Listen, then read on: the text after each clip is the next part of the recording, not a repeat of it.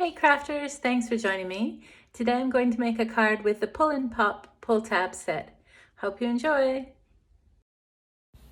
So to make my hot air balloons, I used the clear acetate from Lawn Fawn, and then I used some anti-static powder on it first, and then chose the large balloon from the Fly High set. And I stamped this 4 times. To save time, I stamped it once in the bottom right of my acetate and then rotated my acetate to stamp it in the top left. And I'm using VersaFine, the clear sticky ink for this. And then after I stamped 2 of the hot air balloons, I used some black embossing powder to go over those areas with the clear sticky ink.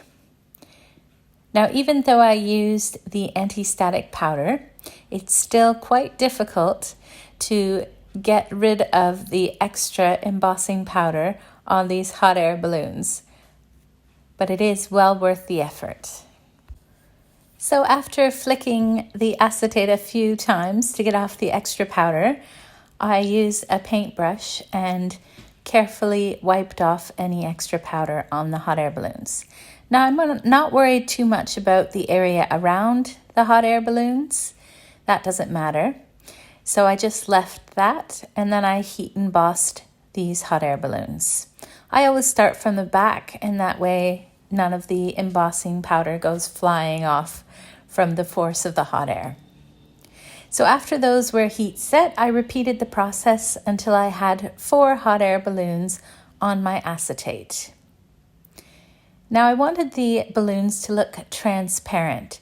So what I did is I used an embossing pen and colored in one section at a time on 2 of the balloons. And I did this so that I wasn't overheating the hot air balloons. And then I used some distress embossing glaze to add color. So this is Broken China, which is a beautiful blue color.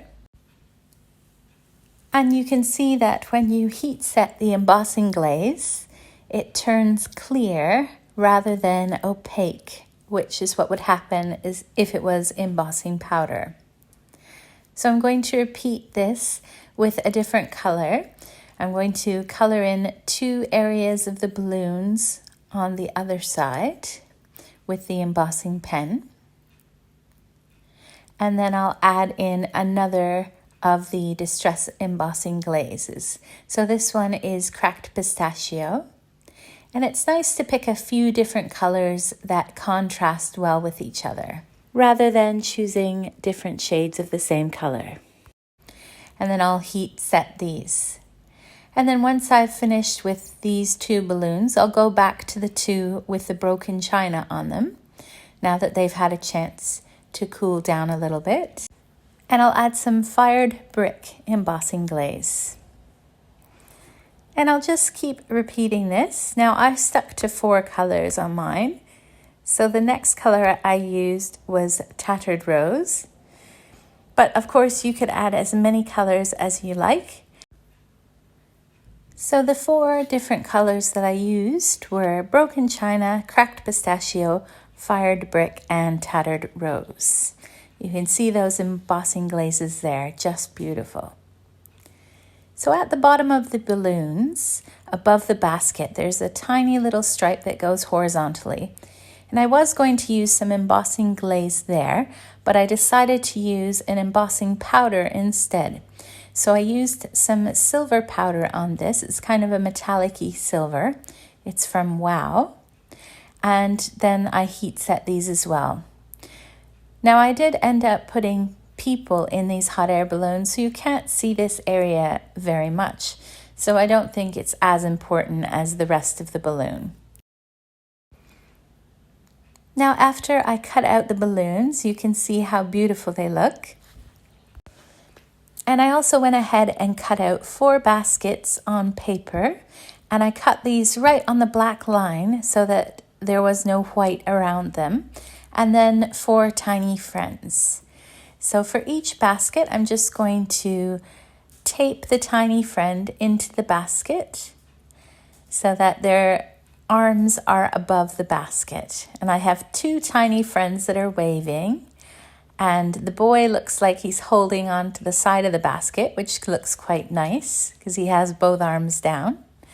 And then there's a little dog as well. So once I'm happy with those tiny friends, I'm going to remove that double-sided tape and then put each of the tiny friends into one of the hot air balloons. So using embossing glazes like this is quite effective, and you might have some embossing glazes that you haven't used in a while. So I challenge you to give them a try and make some hot air balloons. Now it can take a long time as you have to do each color individually, but as you can see, I think it's well worth the effort when you have these finished hot air balloons. Just perfect. So for the main background on this card, I'm going to start at the top of the card with some Salty Ocean Distress ink. Now because I'm using the pull and pop pull tab mechanism, I don't need to add ink on the whole background of my card, so only about the top 2/3 or so. So after I'm finished with the Salty Ocean, I'm going to add a little bit of Salvage Patina, and this works really well with that blue. And I'm going to blend that right in the middle there.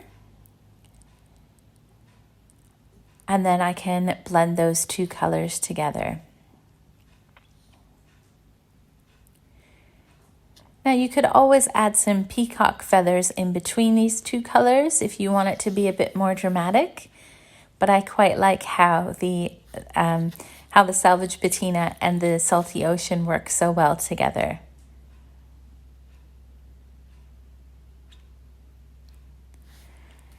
Now to make that sky a bit more dramatic, I'm going to darken the very top edge. So I'm going to use some chipped sapphire, but I'm not going to use too much. So I'm wiping off the excess on my board and then just use a tiny little bit around the top where I have that Salty Ocean. And that really helps to darken the edges and make it a bit more blue at the top. So here are the pieces for the pull and pop pull tab set. So I'm going to line up the piece with the arrows and put this on the left hand side over that Salvaged Patina ink area. Now I want the actual mechanism to have some Salvaged Patina on it. So I put this over where the score line is and up to the first notch. And then the actual mechanism cover, I'm going to have this as Salvaged Patina as well.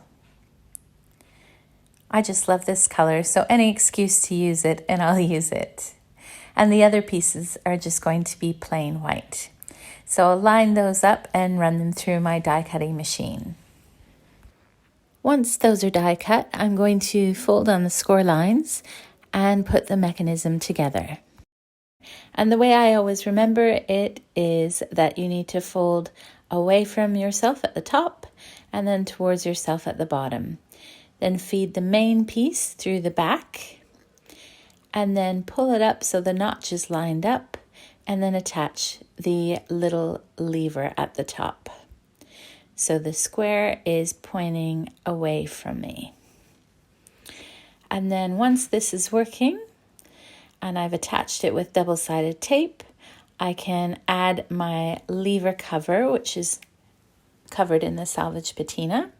So I'm just going to trim the lever so it's the right length, add the lever cover on, and I used glue for this so I was able to wiggle it around a little bit. And then once that's all in place, I can measure a piece of paper that's the right size for the bottom of my background. So I'm going to start by adding grass along the bottom of this piece. So I'm going to use a Lawn Fawn stencil for this. And I'm going to use some Twisted Citron Distress ink. And I'm going to start by putting the ink on the stencil and then pulling it downwards onto the paper. And by putting the ink very dark at the top of the stencil and then very light at the bottom, you get a really nice glowing effect. In fact, it even looks like you've used 2 or 3 different colors of ink. Then I'm going to move the stencil down and use that selvage patina again at the top. And again, I'm starting with the ink on the stencil and then pulling it up onto the paper. Once I have a good bit of ink at the bottom and I've covered the grassy area, then I can remove the stencil and finish putting the selvage patina on the rest of the background. And this way, the selvage patina ink is a bit darker at the bottom, and then it gradually fades up towards the top of the paper. So I'm just going to finish adding some ink onto this, and then once I'm happy with it, I will use the last piece of the Pull and Pop pull tab set to die cut a little groove for the mechanism, the slider piece at the bottom there. So I'll line that piece up with the slider piece and then die cut it, and then I can adhere this final part onto my background. And I'm just going to follow the directions from Lawn Fawn and just put the glue towards the edges so that the mechanism has plenty of room to move. And I like to test this mechanism just to make sure it's working properly, and then I can start putting together the rest of the background. So my plan was to put one of these hot air balloons onto the main mechanism so that it'll move. Although, as you can see, with it being transparent, you can see the mechanism. So what I've ended up doing is just cutting a little piece of paper with the same Salvage Patina Distress ink, and then I'm just going to glue it behind the balloon part of that one hot air balloon. Because of the distress glaze, it's very easy to see the color underneath, and I don't want to see that white paper in the mechanism. So just putting this little bit of paper on top will help hide that white bit from the recipient. Then I'm going to use some double-sided tape and put the hot air balloon onto the moving mechanism piece. The rest of the hot air balloons are fine because it's good to see the background behind them. So I'm just going to make sure that this is working, and then I can add the rest of the hot air balloons to my background. Now I used a couple die cut clouds as well as a sun. And these were from the platform pop-up set. And I like these clouds because they have stitch detail on them, as does the sun. But you can, of course, use other clouds or suns. But I quite like the effect of these ones. So I'm just going to space out these balloons, and then I can add some glue behind the areas that you won't see, and a tiny bit at the top just to keep it on the card. And then I can add in those clouds as well as a sentiment. So for the sentiment, I'm going to use one from the Fly High set. And this one says, "Sky's the limit." And I stamped it on a piece of white paper and then put black paper behind it. And then I just added in the clouds and the sun where I thought they looked nice. Once everything is all glued down, I'm going to use my scissors and trim off the excess that's overlapping. Now I was going to leave the card like this, but when the mechanism is pulled up, there's a big empty space at the bottom left of this. So I'm going to use some stamps from the Wheelie Great Day. Going to add in the little ticket booth with the word tickets on it. And I'm going to use one of the tiny friends as well and have him selling tickets for the hot air balloons. I also used a speech bubble. Now this one is from the Be Happy set, but there are lots of Lawn Fawn sets with speech bubbles. This one has the little sentiment that says yay in it. Once those are colored, I'm going to glue the little tiny friend into the ticket booth and then put him at the bottom of the card. And then I'll add in that speech bubble underneath that hot air balloon. It's nice to have a little bit of a surprise when the recipient pulls that mechanism. So having that word or the speech bubble hidden underneath there is a nice little surprise for them. So once I'm happy with that and I've tested it to make sure it's still working, I'm going to add glue on the back of this, again following the instructions from Lawn Fawn so that it's not near that working mechanism. And I'm going to glue this onto a card base which is 5 by 7 inches. Once that's secured in place, I can add a sentiment on the inside of the card. So I just used 2 sentiments from the same Fly High set, and it says, "Fly high, it's your birthday." And I used VersaFine Claire Monarch ink for that. But you could customize this and make this a congratulations card as well. So now you can see the finished card here with the transparent balloons and the working mechanism. Thanks for watching, and I hope you found this video inspiring. If you haven't already, please subscribe so that you're notified whenever I post a new video. Have a crafty day!